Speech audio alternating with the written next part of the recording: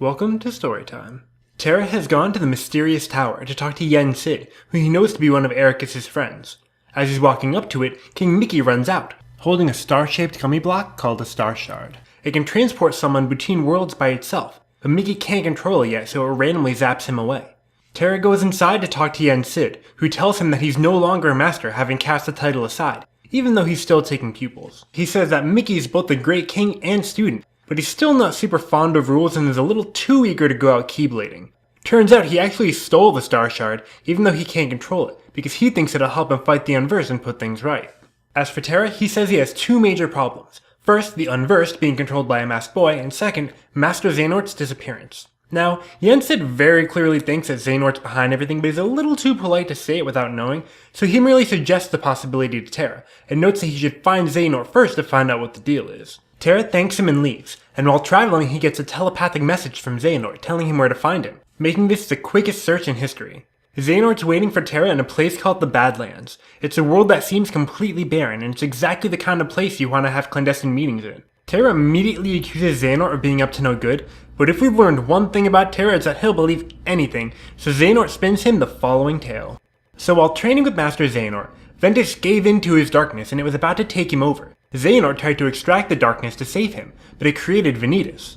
Ventus' heart was damaged by the extraction, and Xehanort was absolutely overcome by guilt, and sent him to Ericus because he didn't believe that he deserved to train Ventus anymore.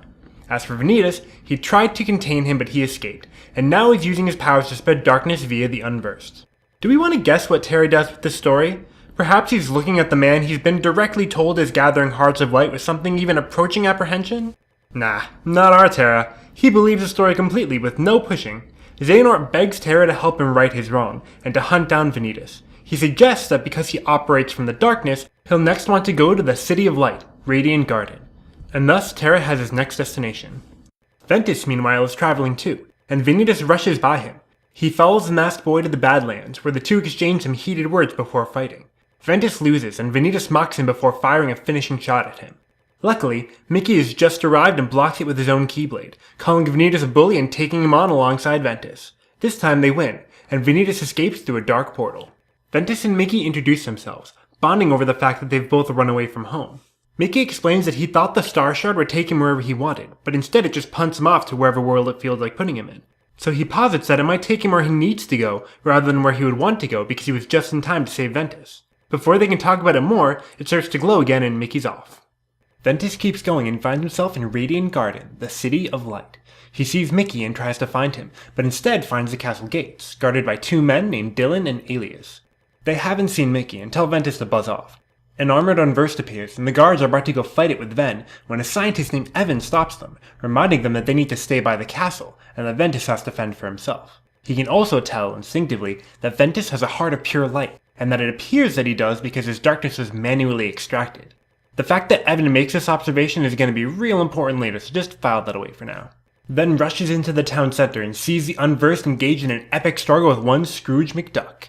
Ventus fends it off, and Scrooge insists on repaying him even though Ventus wants to chase it. Turns out, Scrooge can tell that Ventus isn't from this world because he isn't either. He asked a wizard named Merlin to magic him to another world so he could expand his business and get them hundos.